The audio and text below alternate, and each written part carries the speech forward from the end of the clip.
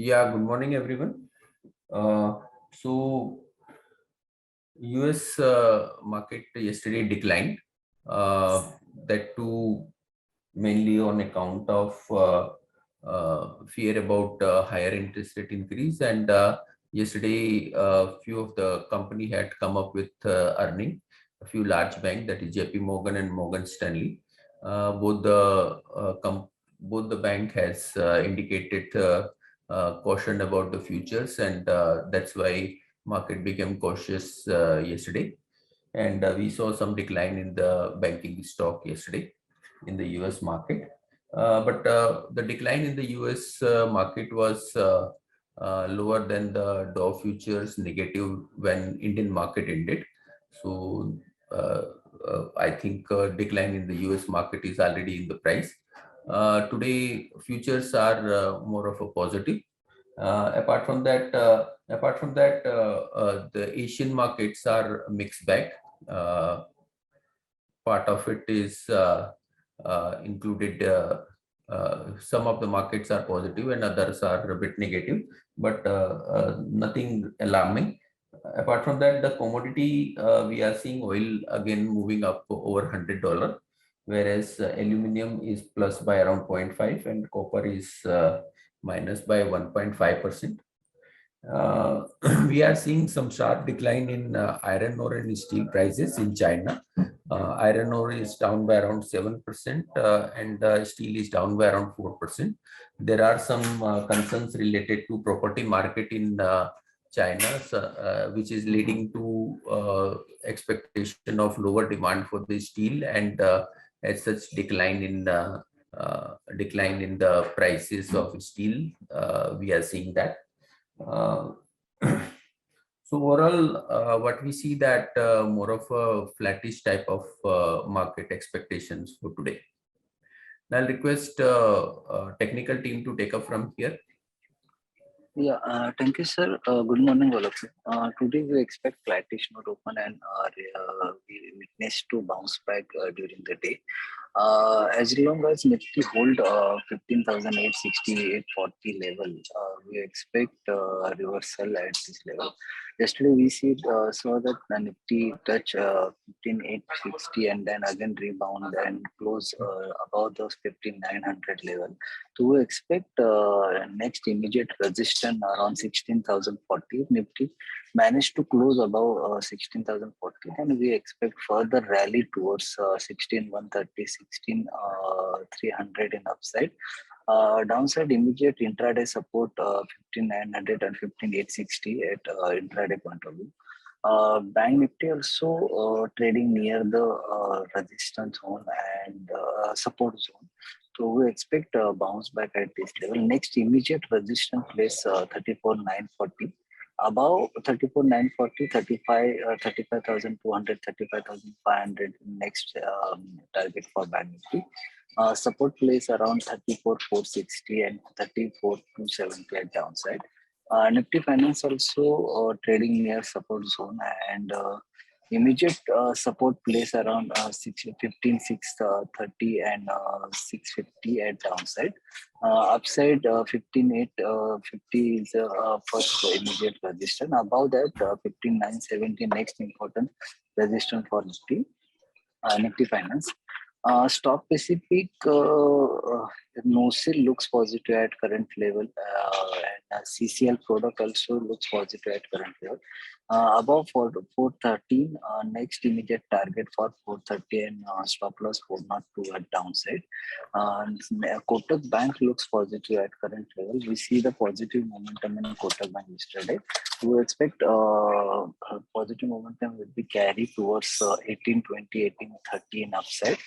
Support place around 1740 at downside. That's it for technical. Daily ticker. Yeah, thank you, Vikas. Good morning, everyone. So, as per derivatives data outlook, we are seeing that the wide positions on the monthly basis where the highest support of the put writer was 15,500 got shifted on the upper end toward 15,900 level. This is a sort of a positive thing. Against that, we are seeing that 16,000 is holding the highest call writer position, which will act as important resistance. So, the range for the Nifty directly clear indicates that 15,900 to 16,000 is the range for Nifty. Currently, once if in today's session, if market stables above 16,000 level for some time, then we might expect a positive rally. On the upper end, we are seeing that from 16,200 to 16,500 level, almost every call writer and put writer positions are getting liquidated. So once if Nifty goes above 16,000 level, then there is a clear sign that the stretch will be a stretch of almost around 200 points on the upper end, because of the call writer position which was holding resistance got liquidated in yesterday's session at 16,200 level. So currently the scenario for today would be a bit range bound. Once the breakout or breakdown gets open up of 15,900, 16,000 level, then only new fresh position need to be created. Currently, as per the PCRY, we are seeing the PCRY yesterday closed at 0.90 level. So PCRY is having resistance at 1.05. Once if PCR goes above 1.05 level, and at that point of time, if Nifty stables above 16,000 level, then only buying opportunity need to be sought out. Currently, India VIX is playing at a stable rate. India VIX yesterday closed at 18.30 level. So India VIX is continuously coming down on daily basis. So this is a positive factor till the India VIX is holding below 19.5 level. So current scenario for the market on the overall basis looks range bound. You should wait and watch for the market for the further breakout or breakdown level. As per the stock specific and sectoral specific, we expect selective stock like PVR, Crompton Greaves, Alchem, and HAL. This four counter looks positive, while on the negative front, we are seeing that the Coromandel, Gujarat Gas, and Federal Bank. These three counter looks negative on today's trading session. Thank you. Good morning. The banking system credit continues to accelerate and grew by 13.3% in the fortnight ended 2nd July and currently stand at 123.8 lakh crore. Deposits grew by 9.8%. On a fortnight basis also, growth was strong at 1.9%, while year to date we have completed one quarter now from 31st of March, and growth stands at 4.1%. So translates to annualized growth of around 16%, which is very healthy after 3 odd years of subdued growth. So we saw Q1 updates also for most banks, which showed good growth on sequential basis after a long time, and we feel this trend should continue. Engine one result was it has declined. Brokerage revenue was flat quarter on quarter, while EBITDA and profit declined by 12% as company continued to invest in manpower and technology systems.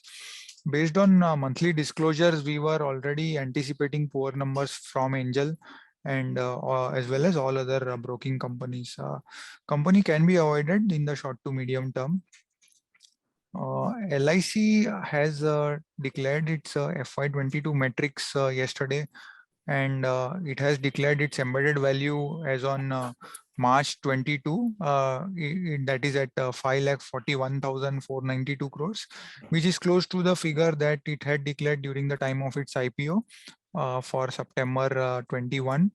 So based on current market cap, the price to EV for LIC stands at 0.83 times.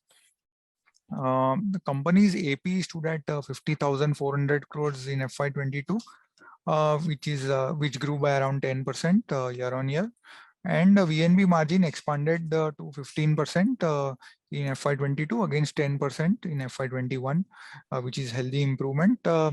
Although ROEV, which is return on embedded value for FY22, was at 11.9%, much lower than other private listed companies. We believe LIC's ROEV and EV growth over the longer term are likely to grow at around 10 to 12%, and hence the fair value should be closer to its embedded value, so at around 1 time. And if we look at LIC's EV, it consists of almost 2/3 of it is based on equity mark-to-market gains, and hence sensitivity of EV to equity market corrections is far higher compared to private sector peers. And unlike the private companies in which 9 to 10% of increase in embedded value every year comes from the growth in VNB. For in case of LIC, the increase is just around 1 to 2%. This is because of the larger EV base coming from existing policies in force, and hence the contribution of new business to overall value is much lower. So for that reason also, it will continue to command a discount against private peers. So we are neutral on LIC. Thank you. Good morning, everyone. L&T Infotech had posted its result yesterday, and the company had posted in line with expectation set of numbers for the quarter, with CC revenue growth Q on Q coming in at 2.9% versus expectation of the same number. EBIT margins for the company came at 16% versus QOQ of 17.3%, which had wage hike impact of 300 bps. Company overall is confident of achieving industry leading growth for FY23 and net profit margin of 14 to 15%. Management indicates for the near term demand pipeline is strong across all segments and expects strong Q2. Outlook is neutral. Stock is trading at a PE of 21.3 times FY24 EPS. Tata Elxsi has posted improved set of numbers for the quarter, with revenue growth coming in at 6.5% QOQ and 30% year on year. Higher growth in revenue led to higher profits to the company. Stock is trading at a PE of 62.3 times FY24 EPS. Thank you. Good morning. ACC reported below expectation set of numbers. Sales volume came at 7.56 million ton versus expectation of 7.3. Realization per ton came at 5,811 versus expectation of 5,947.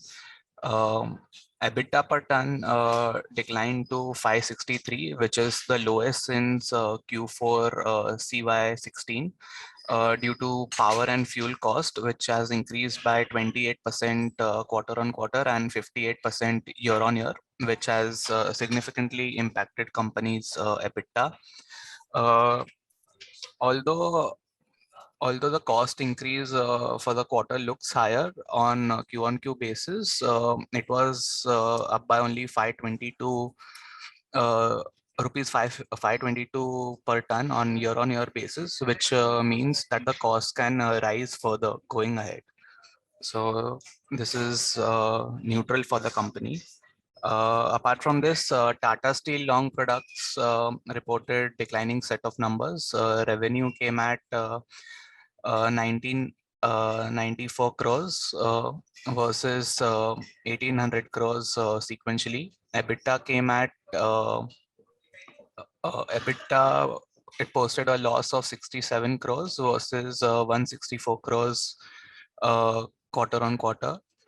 Share is trading at EV by EBITDA of 19.6 times on trailing basis. Thank you. Yeah, apart from this, Syngene has said that they had won the contract from Joyte in animal health products. That is a large order for a period of 10 years, and the amount is also around $500 million. So that will act as positive for Syngene in today's trade. Apart from that, Himadri Chemical has said that they will be issuing warrants to promoter and some other people's around 7.25 crore warrant they will be issuing at the rate of 70 per rupees, and will be raising around 500 crore plus amount from the market.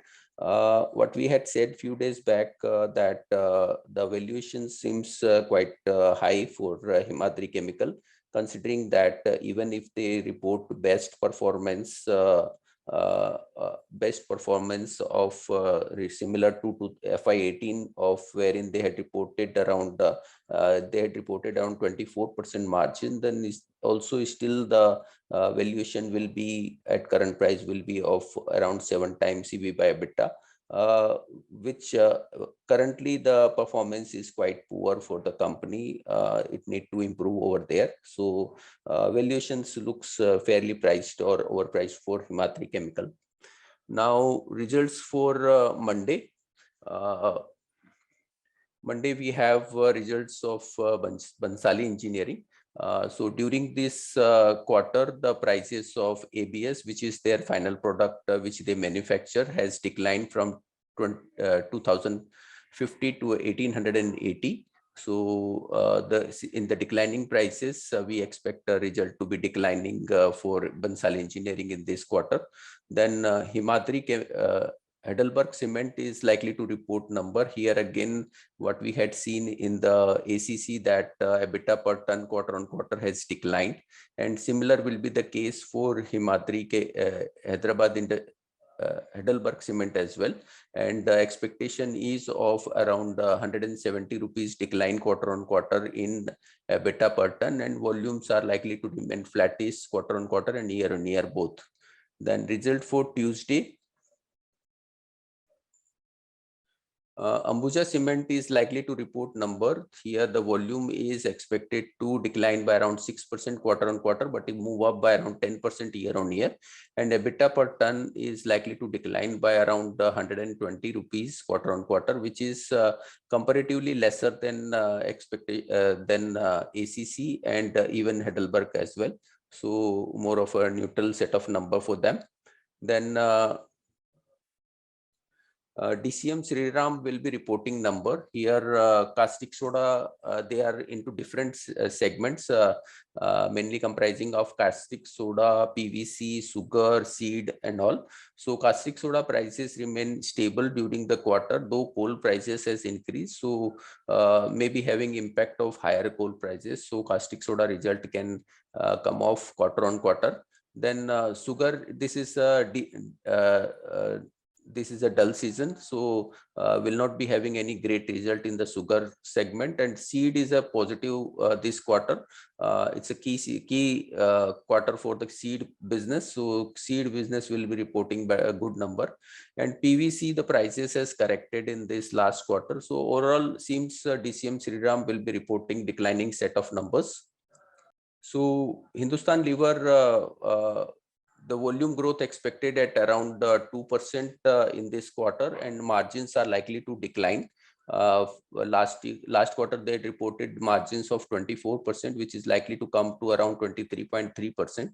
So this decline is expected, means there is a higher cost impact which is coming in, and they had taken some price increase also, but not able to pass on the fully the cost.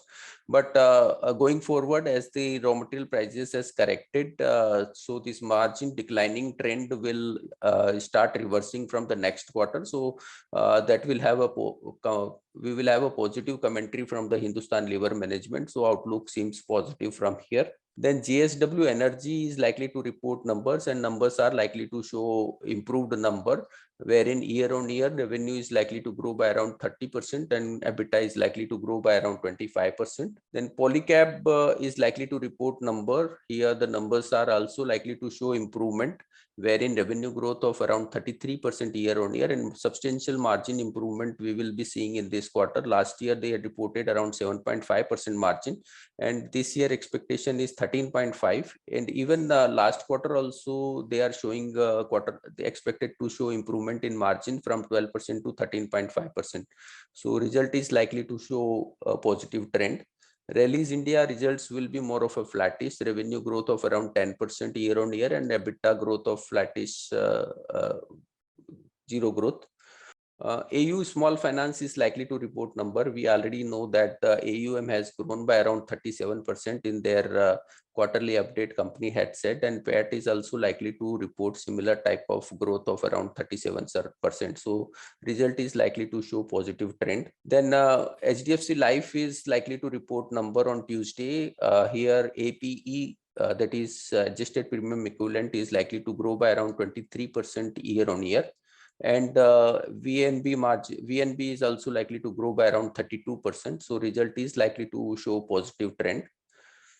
Similarly, is the likely for ICICI Lombard also, the result is likely to show positive trend, and PAT is likely to increase by almost around 100% on the lower base of last year, and likely to remain flattish quarter on quarter. Then L&T Finance is likely to report number. Here the numbers result is likely to be more of a flattish, wherein NII growth will be 0, and PBP growth is around 2%, that is profit before provisioning. Provisioning is likely to come off as compared to last year, and that will result into higher PAT growth for this quarter. So result is likely to be more of a flattish. So that's all from us. Thank you very much and have a good day. Subscribe to our YouTube channel for in-depth interviews of India Inc. and press the bell icon so that you do not miss our updates.